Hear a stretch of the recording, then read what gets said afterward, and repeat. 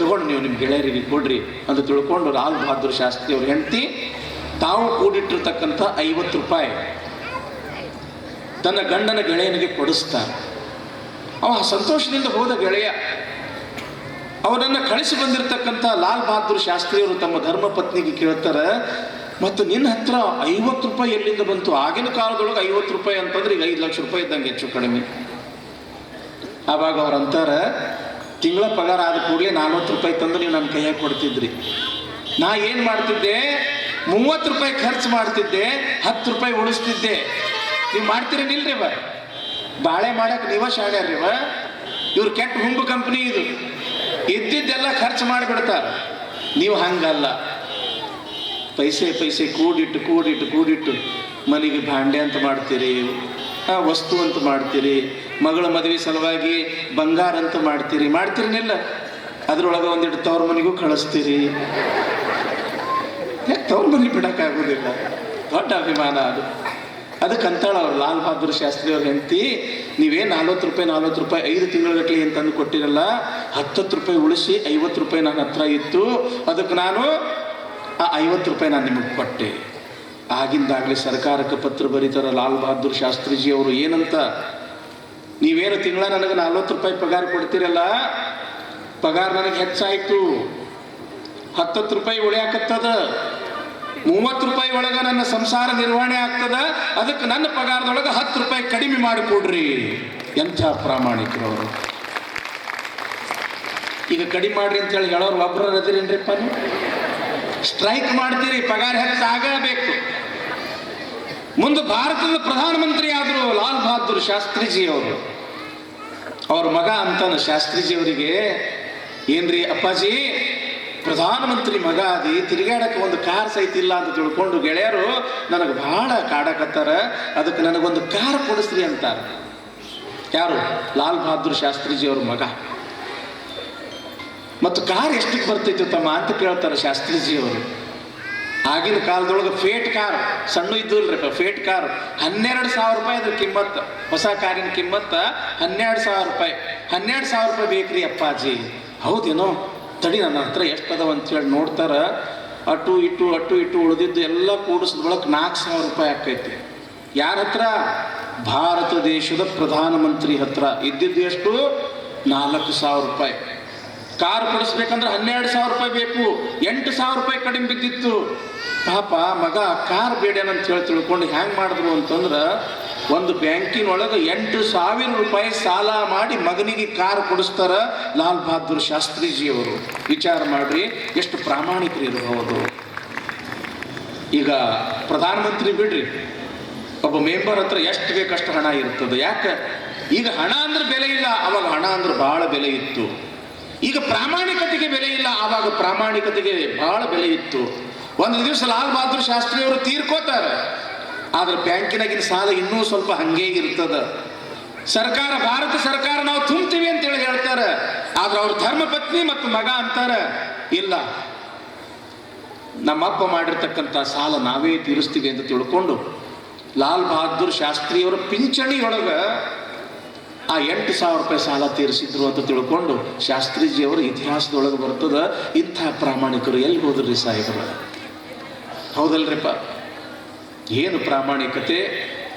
ಇಂತಿಂಥ ದೊಡ್ಡ ದೊಡ್ಡ ಮಹಾತ್ಮರು, ಬಸವಣ್ಣನಂಥವರು, ಲಾಲ್ ಬಹದ್ದೂರ್ ಶಾಸ್ತ್ರಿಜಿಯವರು ಅಂಥವರು ಆಗಿ ಹೋಗ್ಯಾರ ಅಂತ ತಿಳ್ಕೊಂಡು ಇಂದಿಗೂ ಏನಾದರೂ ಕೂಡ ಒಂದಿಷ್ಟು ಮಾನ ಮರ್ಯಾದೆ, ಒಂದಿಷ್ಟು ಏನಾದರೂ ಧರ್ಮ ಅನ್ನೋದು ಉಳ್ದಾದ. ಒಮ್ಮೊಮ್ಮೆ ಸಲ ಏನಾಕೈತಿ ಗೊತ್ತ್ರಿ ಸಾಹೇಬ್ರ? ಒರಿಜಿನಲ್ ನೋಟು ಜೊತೆಗೆ ಖೋಟಾ ನೋಟು ಪಾಸ್ ಆಗ್ತಾವಂತ. ಅವರೆಲ್ಲ ಒರಿಜಿನಲ್ ನೋಟ್ ಅವರೆಲ್ಲ ಒರಿಜಿನಲ್ ನೋಟು.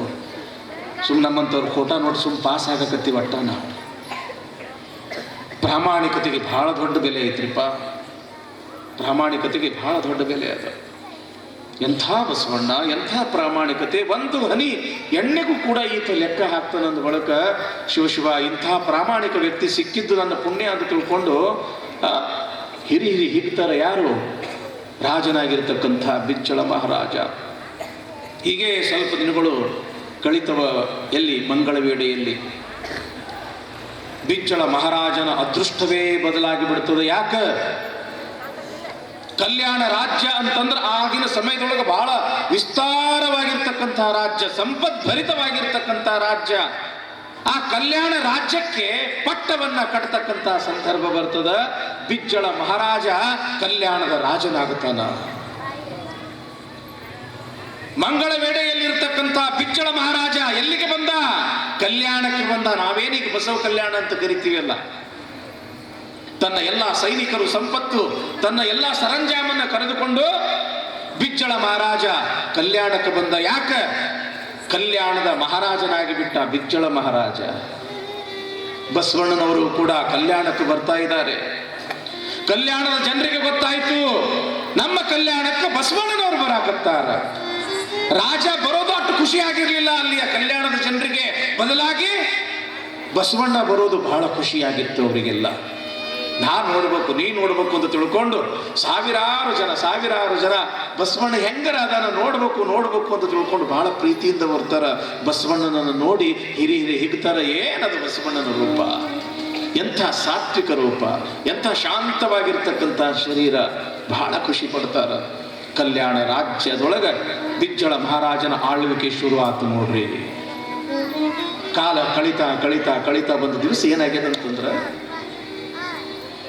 ಇಂದಿಗೂ ಕೂಡ ಆ ಒಂದು ಸಭಾಂಗಣ ಅದ. ನಾವು ಮೊನ್ನೆ ಬಸವ ಕಲ್ಯಾಣದೊಳಗೆ ಬಸವ ಪುರಾಣ ಇತ್ತು. ಅಲ್ಲಿ ಒಳಗಡೆ ಎಲ್ಲ ಹೋಗಿ ಎಲ್ಲಿ ಬಿಜ್ಜಳ ಮಹಾರಾಜ ಕುತ್ಕೊಳ್ತಿದ್ದ, ಅವನ ಸಿಂಹಾಸನ ಎಲ್ಲಿತ್ತು, ಎಲ್ಲಿ ಅಪಾರವಾಗಿರ್ತಕ್ಕಂಥ ಸಂಪತ್ತು ಸಿಕ್ಕಿತ್ತು, ಅಲ್ಲಿ ಸಾಮಂತರು ಕುತ್ಕೊಳ್ತಕ್ಕಂಥ ಜಾಗ, ಅಧಿಕಾರಿಗಳು ಕುತ್ಕೊಳ್ತಕ್ಕಂಥ ಜಾಗ ಎಲ್ಲ ನೋಡ್ಕೊಂಡು ಬಂದ್ವಿ ನಾವು. ಬಹಳ ಖುಷಿ ಆಯ್ತು. ಒಮ್ಮ ರಾಜನ ಆಸ್ಥಾನದೊಳಗೆ ನಡೆದಿರ್ತಕ್ಕಂಥ ಸಭೆ, ಸಿಂಹಾಸನದ ಮೇಲೆ ರಾಜರಾಗಿರ್ತಕ್ಕಂಥ ಬಿಜ್ಜಳ ಮಹಾರಾಜರು ಕುಳಿತುಕೊಂಡಿದ್ದಾರೆ. ಈ ಕಡೆ ಎಲ್ಲ ಸಾಮಂತ ರಾಜರು ಕುತ್ಕೊಂಡಿದ್ದಾರೆ, ಅಧಿಕಾರಿಗಳು ಕುತ್ಕೊಂಡಿದ್ದಾರೆ, ನೂರಾರು ಜನ ಆದಾರೆ.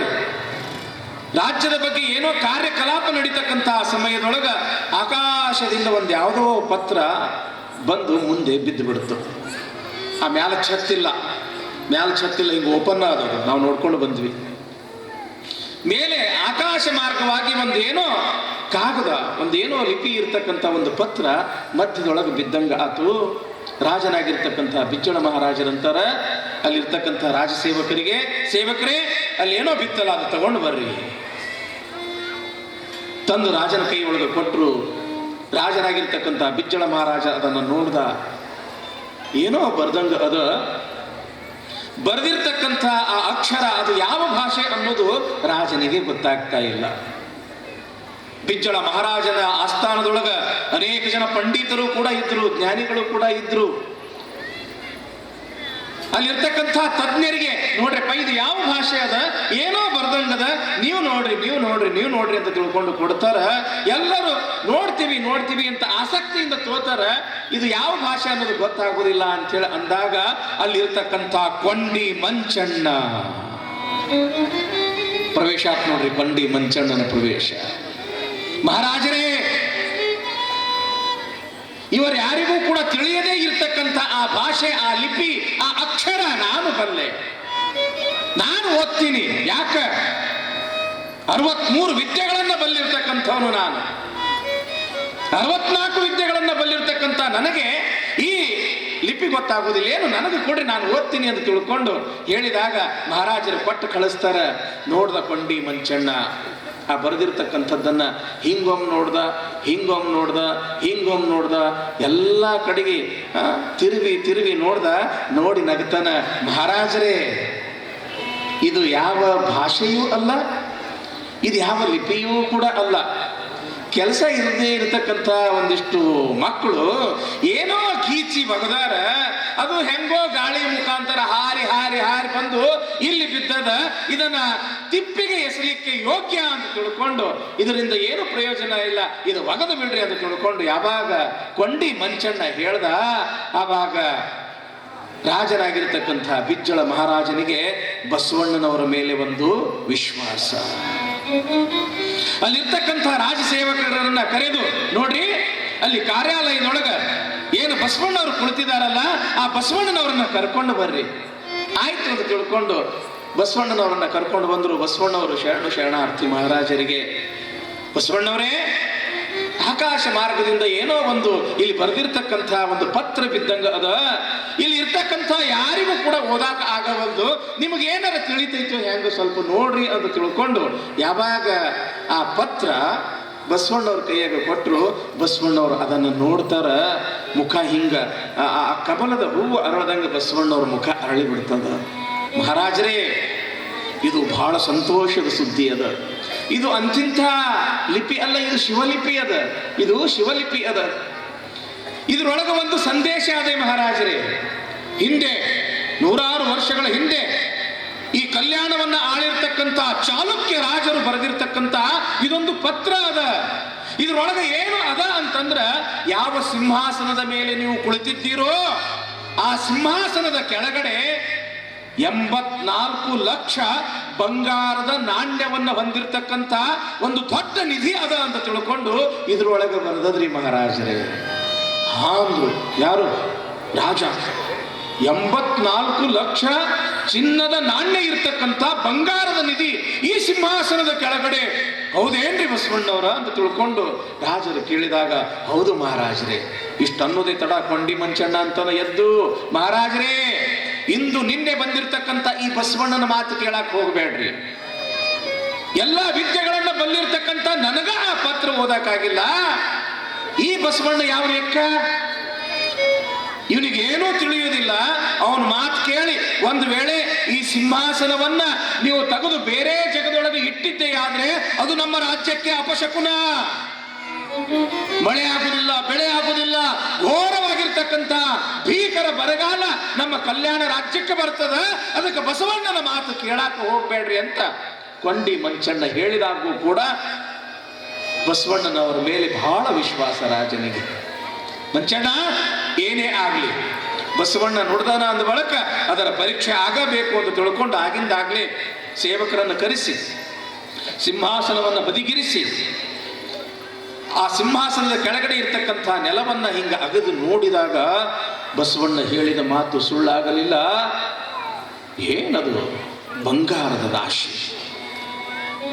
ಲಕ್ಷ ಅಲ್ಲ, 2 ಲಕ್ಷ ಅಲ್ಲ, 84 ಲಕ್ಷ ಚಿನ್ನದ ನಾಣ್ಯ ಇರ್ತಕ್ಕಂಥ ಆ ಭಂಡಾರ ಎಷ್ಟಿರ್ಬೋದು ನೀವು ವಿಚಾರ ಮಾಡ್ರಿ. ಸುಮ್ಮನೆ ಊಹೆ ಮಾಡಿಕೊಳ್ಳ್ರಿ. ನೀವು ಕೆಳಗಡೆ ಇದ್ದಿರ್ತಕ್ಕಂಥ ಆ ಬಂಗಾರದ ನಿಧಿಯನ್ನು ತೆಗೆದು ಹಿಂಗೆ ಹಾಕಿದ್ರೆ ಹಿಂಗೆ ಗುಡ್ಡ ಬಿದ್ದಂಗೆ ಬಿತ್ತು. ಯಾವಾಗ ಬಸವಣ್ಣನವರು ಆ 84 ಲಕ್ಷ ಚಿನ್ನದ ನಾಣ್ಯ ಇರ್ತಕ್ಕಂಥ ನಿಧಿಯ ಮೇಲೆ ತಮ್ಮ ಅಮೃತಪ್ರಾಯವಾಗಿರ್ತಕ್ಕಂಥ ಪರುಷ ದೃಷ್ಟಿಯನ್ನು ಇಟ್ಟರು, ಆವಾಗ 100 ಪಟ್ಟು ಹೆಚ್ಚಾತಂತ. 84 ಲಕ್ಷ ಇದ್ದಿದ್ದು 84 ಕೋಟಿ, 84 ಕೋಟಿ ಆ ಚಿನ್ನದ ನಾಣ್ಯಗಳಾಗಿ ಬಿಟ್ಟಿದ್ದು ಅಂತ.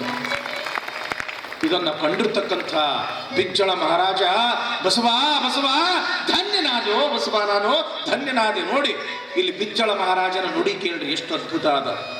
ಬಸವಣ್ಣ, ಎನ್ನ ರಾಜ್ಯದ ಶಿಕ್ಷೆ ರಕ್ಷೆ ನಿನ್ನದು ಬಸವ, ಎನ್ನ ತೇಜೋಭಿಮಾನ ನಿನ್ನದು ಬಸವ, ನಿನ್ನಂತೆ ಇನ್ನುಂಟೆ ಭಂಡಾರಿ ಬಸವ, ನಿನ್ನ ಬರವಿಂದೆ ಭಂಡಾರ ಒದಗಿತು ಬಸವ, ನಿನ್ನ ಬರವಿಂದೆ ಪ್ರತಾಪ ಒದಗಿತು ಬಸವ. ದೇಶಕ್ಕೆಯುಂ ನೀನೆ, ಪಟ್ಟಣಕ್ಕಂ ನೀನೆ, ಕೋಶಕ್ಕೆಯುಂ ನೀನೆ, ಸಂಪಾದಕ್ಕಂ ನೀನೆ. ಆತನಾಳ್ ಕುದುರೆ ಸಂವರಣೆ ನಿನ್ನದು ಬಸವ, ಆತನ ಸಮಸ್ತ ವಿತ್ತಂ ನಿನ್ನದೆಲೇ ಬಸವ. ಬಸವಣ್ಣ, ನನ್ನ ಭಾಗ್ಯಪ್ಪ ನೀ ನನ್ನ ಜೀವನದೊಳಗೆ ಬಂದಿ.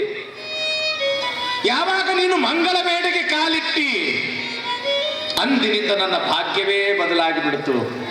ಸಿರಿ ಸಂಪತ್ತಿನಿಂದ ನನ್ನ ವೈಭೋಗ ಹೆಚ್ಚಾತು. ಅಷ್ಟೇ ಅಲ್ಲ, ವಿಸ್ತಾರವಾಗಿರ್ತಕ್ಕಂಥ ಸಂಪದ್ಭರಿತವಾಗಿರ್ತಕ್ಕಂಥ ಕಲ್ಯಾಣ ರಾಜ್ಯದ ಪಟ್ಟಣವೂ ಕೂಡ ನನಗೆ ಒದಗಿ ಬಂತು. ಬಸವಣ್ಣ, ಇದು ನಿನ್ನ ಪುಣ್ಯ. ಇಂಥ ವಿಸ್ತಾರವಾಗಿರ್ತಕ್ಕಂಥ ರಾಜ್ಯಭಾರ ಹೇಗೆ ನಡೆಸಲಿ, ಎಷ್ಟು ಸಂಪತ್ತು ಬಹಳ ಬೇಕಾಗ್ತದೆ, ಎಲ್ಲಿಂದ ತರಲಿ ಅಂತಕ್ಕಂಥ ಯೋಚನೆಯಲ್ಲಿ ಇರ್ತಕ್ಕಂಥ ಸಮಯದೊಳಗೆ ನೀನು ಆ ಶಿವಲಿಪಿಯನ್ನು ಓದಿ ಇಂಥ ಭಂಡಾರವನ್ನ ನೀ ನನಗ ಒದಗಿಸಿದಿ. ಅದಕ್ಕೆ ಬಸವಣ್ಣ, ಈ ರಾಜ್ಯದ ಶಿಕ್ಷೆ ರಕ್ಷೆ ನಿನ್ನದು ಬಸವ, ನಂದೇನು ಇಲ್ಲಪ್ಪ. ನಾನು ಹೆಸರಿಗೆ ಮಾತ್ರ ರಾಜ್ಯ, ಆದ್ರ ಎನ್ನ ಶಿಕ್ಷೆ ರಕ್ಷೆ ನಿನ್ನದು ಬಸವ, ಎನ್ನ ತೇಜೋಭಿಮಾನ ನಿನ್ನದು ಬಸವ. ಅಂದ್ರ ನನ್ನ ಮಾನ ಅಪಮಾನ ಬಸವ ನಿಂದು. ನಿನ್ನಂತೆ ಇನ್ನುಂಟೆ ಭಂಡಾರಿ ಬಸವ, ನಿನ್ನಂಗ ಈ ಪ್ರಪಂಚದೊಳಗೆ ಮತ್ತಾರೂ ಇಲ್ಲ ಬಸವ. ನಿನ್ನ ಬರವಿಂದೆ ಭಂಡಾರ ಒದಗಿತು, ನೀ ಬಂದಿ ಇಂಥ ಅಪಾರವಾಗಿರ್ತಕ್ಕಂಥ ಸಂಪತ್ತು ನಿನಗೆ ಸಿಗುತ್ತು. ನಿನ್ನ ಬರವಿಂದೆ ಪ್ರತಾಪ ಒದಗಿತು ಬಸವ, ಮತ್ತಷ್ಟು ಬಲ ಬಂತು, ಶೌರ್ಯ ಬಂತು. ಯಾಕೆ? ನೀ ಬಂದ ಕಾರಣಕ್ಕಾಗಿ. ದೇಶಕ್ಕೆಯೂ ನೀನೇ, ಪಟ್ಟಣಕ್ಕೂ ನೀನೇ, ಕೋಶಕ್ಕೆಯೂ ನೀನೇ, ಸಂಪದಕ್ಕಂ ನೀನೇ ಬಸವ. ಏನು ಈ ಸಿರಿ ಸಂಪತ್ತು, ಇಷ್ಟೆಲ್ಲ ಬಂಗಾರ ನಿಧಿ ಸಿಕ್ಕದಲ್ಲ ಬಸವಣ್ಣ, ಇದಕ್ಕೆ ನಾನು ಅಧಿಕಾರಿ ಅಲ್ಲ, ನೀನೇ ಅಧಿಕಾರಿ. ನಿನ್ನ ಆಶೀರ್ವಾದದಿಂದ ಇದು ಸಿಕ್ಕದ ಅಂತಂದ್ರೆ ಬಸವಣ್ಣ, ಈ ಎಲ್ಲ ಸಂಪತ್ತು ನಿನಗ ಅಂತ ತಿಳ್ಕೊಂಡು ಯಾವಾಗ ಬಿಜ್ಜಳ ಮಹಾರಾಜ ಹೇಳ್ದ, ಆವಾಗ ಬಸವಣ್ಣವ್ರಂತಾರ, ಏನ್ ಮಾಡ್ಲಿ ರಾಜ, ನಾನು ಈ ಸಿರಿ ಸಂಪತ್ತಿನ ಮೇಲೆ ನಿನ್ನ ಅಧಿಕಾರವೇ ಹೊರತು ನನ್ನ ಅಧಿಕಾರ ಅಲ್ಲ ರಾಜ ಅಂತಾನ. ಹಾಗಾದ್ರೆ ನಿಮಗೆ ಎಷ್ಟು ಬೇಕು ಅಷ್ಟರ ವೈರಿ, ಎಲ್ಲ ಒಯ್ಯುವುದಿಲ್ಲಲ್ಲ, ನಿಮಗೆ ಎಷ್ಟು ಬೇಕು ಅಷ್ಟರ ಈ ಬಂಗಾರವನ್ನ ವೈರಿ ಅಂದಾಗ ಬಸವಣ್ಣವರಂತಾರಂತ, ಹೊನ್ನಿನೊಳಗೊಂದೊರೆಯ, ಸೀರೆಯೊಳಗೊಂದೆಳೆಯ, ಅನ್ನದೊಳಗೊಂದಗುಳ, ಇಂದಿಂಗೆ ನಾಳಿಂಗೆ ಬೇಕೆಂದೆ ನಾದೊಡೆ, ಆಣೆ ನಿಮ್ಮ ಪ್ರಮಥರಾಣೆ ಕೂಡಲ ಸಂಗಮ ದೇವ. ಎಂಥ ನಿರಾಶವಾದಿರೇ ಬಸವಣ್ಣ. ಈ ಸಂಪತ್ತಲ್ಲ, ಈ ಬಂಗಾರದ ರಾಶಿ ಅಲ್ಲ, ಅದ್ರೊಳಗಿಂದ ಒಂದು ಬೊಗಸೆ ಅಷ್ಟೇ ಅಲ್ಲ. ಹಿಂಗ ಬಂಗಾರವನ್ನ ವರದ್ರೊಳ ಒಂದು ಕಣ ಬರ್ತದಲ್ಲ, ಈಗ ನೋಡ್ರಿ ಮಣ್ಣಿನ ಹುಡಿ ಎದ್ದಾಗ ಒಂದು ಕಣ ನೋಡಿರ್ನಿಲ್ಲ, ಕಣಗಳು ನೋಡಿರ್ನಿಲ್ಲ. ಬಂಗಾರದ ಒಂದು ಕಣವೂ ಕೂಡ ನನಗೆ ಬೇಕಾಗಿಲ್ಲ, ಹೊನ್ನಿನೊಳಗೆ ಒಂದೊರೆಯ. ಹಾಗಾದ್ರೆ ಬಸವಣ್ಣ, ನಿನ್ನ ಪುಣ್ಯದಿಂದ ನನಗಿದು ಸಿಕ್ಕದಂದ ಬಳಕ ತಗೋ, ನಿನ್ನ ಧರ್ಮಪತ್ನಿಯಾಗಿರ್ತಕ್ಕಂಥ ಗಂಗಾಂಬಿಕೆಗೆ ರೇಷ್ಮೆಯ ಪೀತಾಂಬರಗಳನ್ನಾದರೂ ಕೂಡ ಒಯ್ ಅಂದಾಗ ಬಸವಣ್ಣವರಂತಾರಂತ, ಸೀರೆಯೊಳಗೊಂದೆಳೆಯ, ಒಂದು ಪೂರ್ತಿ ಸೀರೆ ಅಲ್ಲ, ಒಂದು ಎಳೆನೂ ಕೂಡ ನನಗೆ ಬೇಕಾಗಿಲ್ಲ, ಅದನ್ನು ಬೇಡ ಬಸವಣ್ಣ, ನಿನಗ ಒಂದಿಷ್ಟು ಕಾಳ ಕಡೀರೆ ಒಯ್ರೋ ಅಂದಾಗ ಮತ್ತಂತಾರಂತ, ಅನ್ನದೊಳಗೊಂದಗುಳ. ಇವತ್ತಷ್ಟೇ ಅಲ್ಲ, ಮುಂದಿನ ದಿನಮಾನಗಳಲ್ಲಿಯೂ ಕೂಡ ನಾವು ಒಂದು ವೇಳೆ ಕೇಳಿದ್ದೆಯಾದ್ರೆ, ಆಣೆ ನಿಮ್ಮ ಪ್ರಮಥರಾಣೆ ಕೂಡಲ ಸಂಗಮ ದೇವ, ನನಗೆ ಬೇಡಪ್ಪ. ನಾನು ಪ್ರಾಮಾಣಿಕವಾಗಿ ಏನು ದುಡಿತೀನಿ, ನನ್ನ ದುಡಿತಕ್ಕೆ ನೀ ಏನು ಫಲ ಕೊಡ್ತೀಯಲ್ಲ, ನಾನು ದುಡಿದ ಕಾರಣಕ್ಕಾಗಿ ನನಗೇನು ತಿಂಗಳ ಅಥವಾ ವಾರಕ್ಕೆ ಏನು ಸಂಬಳ ಅಂತ ಕೊಡ್ತೀಯಲ್ಲ, ಆ ಬಂಗಾರದ ಒಂದು 4 ನಾಣ್ಯಗಳು ಅಷ್ಟೇ ನನಗೆ ಬೇಕೇ ಹೊರತು ಹೆಚ್ಚಿನದು ನನಗೆ ಬೇಕಾಗಿಲ್ಲ. ನಾ ಎಷ್ಟು ದುಡಿತೀನಿ ಅಷ್ಟೇ ಸಾಕು, ಹೆಚ್ಚಿಂದ ಬೇಕಾಗಿಲ್ಲ ಅಂತಾರೆ ಬಸವಣ್ಣವರು. ಬಸವಣ್ಣನವರ ಈ ಪ್ರಾಮಾಣಿಕತೆಯನ್ನು ಕಂಡಿರ್ತಕ್ಕಂಥ ಬಿಜ್ಜಳ ಮಹಾರಾಜ ದೊಡ್ಡದಾಗಿರ್ತಕ್ಕಂಥ ಒಂದು ತೀರ್ಮಾನ ತಗೊಳ್ತಾರ. ಯಾವ ತೀರ್ಮಾನ ಅದು? ಮಾವನಾಗಿರ್ತಕ್ಕಂಥ ಬಲದೇವ ಮಂತ್ರಿ, ಬಸವಣ್ಣನವರ ಮಾವನಾಗಿರ್ತಕ್ಕಂಥ ಬಲದೇವ ಮಂತ್ರಿ ಮಂಗಳ ವೇಳೆಯಲ್ಲಿ ಇರ್ತಕ್ಕಂಥ ಸಮಯದೊಳಗ ಯಾವ ರೀತಿಯಾಗಿ ಪ್ರಧಾನಿ ಮಂತ್ರಿಯ ಸ್ಥಾನದೊಳಗೆ ಇದ್ದುಕೊಂಡು ಕಾರ್ಯಭಾರವನ್ನ ಮಾಡ್ತಿದ್ರೋ ಅಂತ ಪ್ರಧಾನ ಮಂತ್ರಿಯ ಪಟ್ಟ ಬಸವಣ್ಣನವರಿಗೆ ಕೊಟ್ಟು ಬಿಟ್ಟ ರಾಜನಾಗಿರ್ತಕ್ಕಂಥ ಬಿಜ್ಜಳ ಮಹಾರಾಜ. ಬಸವಣ್ಣ, ನೀ ಬಂಗಾರ ಬೇಡ, ಬೆಳ್ಳಿ ಬೇಡ, ಮುತ್ತು ರತ್ನ ವಜ್ರ ವೈಡೂರ್ಯ ಏನು ಕೊಟ್ಟರು ಬೇಡ ಅಂತೀಯಲ್ಲ, ಆದ್ರೆ ಒಂದು ಮಾತು ನಡೆಸಿಕೊಡ್ಬೇಕಪ್ಪ. ಈ ರಾಜ್ಯದ ಪ್ರಮುಖ ಹುದ್ದೆಯಾಗಿರ್ತಕ್ಕಂಥ ಪ್ರಧಾನಮಂತ್ರಿಯ ಪಟ್ಟವನ್ನಾದರೂ ಕೂಡ ನೀನು ಸ್ವೀಕಾರ ಮಾಡು ಅಂತ ತಿಳ್ಕೊಂಡು ಬಹಳ ಪರಿಪರಿಯಿಂದ ರಾಜ ಕೇಳಿದಾಗ, ಆಗ್ಲಿ ಸಂಗಮನಾಥನ ಇಚ್ಛೆ ಅಂತ ತಿಳ್ಕೊಂಡು ಒಪ್ಪಿಕೊಂಡು ಬಿಡ್ತಾರೆ ಬಸವಣ್ಣವರು. ಆದರೆ ರಾಜನಿಗೆ ಇನ್ನೂ ಸಮಾಧಾನ ಆಗಲಿಲ್ಲ. ಯಾಕೆ? ಬಸವಣ್ಣನ ಉಪಕಾರ ನನ್ನ ಮ್ಯಾಲ ಬಹಳ ಅದ, ಏನು ಮಾಡಿದ್ರು ಕೂಡ ಬಸವಣ್ಣನ ಉಪಕಾರ ತೀರ್ಸಕ್ ಆಗುದಿಲ್ಲ ಅಂತ ತಿಳ್ಕೊಂಡು ರಾತ್ರಿ ಇಡೀ ಎಲ್ಲ ವಿಚಾರ ಮಾಡಿ ಮಾಡಿ ಮಾಡಿ ಮಾರನೇ ದಿವಸ ಬೆಳಿಗ್ಗೆ ಬಸವಣ್ಣನವರು ಆಸ್ಥಾನಕ್ಕೆ ಬರ್ತಕ್ಕಂಥ ಹಾದಿಯನ್ನೇ ನೋಡ್ತಾ ಇರ್ತಕ್ಕಂಥ ಬಿಜ್ಜಳ ಮಹಾರಾಜ, ಬಸವಣ್ಣ ನಂದು ಇನ್ನೊಂದು ಮಾತು ನೀ ನಡೆಸಿಕೊಡ್ಬೇಕಪ್ಪ. ಏನ್ ಹೇಳ್ರಪ್ಪ? ಮತ್ತು ನೀನು ನಡೆಸೇ ಕೊಡ್ಬೇಕು ನೋಡು. ಆತ್ರಪ್ಪ ನಾನು ನಡೆಸ್ಕೊಡ್ತೀನಿ ಅಂತ ತಿಳ್ಕೊಂಡು ಬಸವಣ್ಣವ್ರು ಹೇಳ್ತಾರ, ಏನ್ರಿಪ್ಪ ಯಾವ ಮಾತು ನಡೆಸ್ಕೊಡ್ಬೇಕು ಅಂದಾಗ ಬಿಜ್ಜಳ ಮಹಾರಾಜ ಒಂದು ಮಾತು ಹೇಳ್ತಾನ, ಲಕ್ಷ್ಯ ಕೊಟ್ಟು ಕೇಳ್ರಿ. ಈ ಹುಡುಗರು ಇಲ್ಲಿ ಯಾಕೆ ಬರಕತ್ತಾರಪ್ಪ?